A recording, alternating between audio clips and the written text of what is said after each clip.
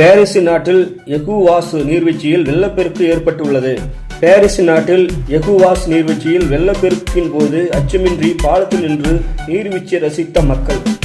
இது தற்போது சமூக வலைதளங்களில் வைரலாக பரவி வருகிறது. பாரிஸ் நாட்டில் எகுவாஸ் நீர்வீழ்ச்சியில் வெள்ளப்பெருக்கு ஏற்பட்டுள்ளது. பாரிஸ் நாட்டில் எகுவாஸ் நீர்வீழ்ச்சியில் வெள்ளப்பெருக்கின் போது அச்சமின்றி பாலத்தில் நின்று நீர்வீழ்ச்சியை ரசித்த மக்கள். இது தற்போது சமூக வலைதளங்களில் வைரலாக பரவி வருகிறது.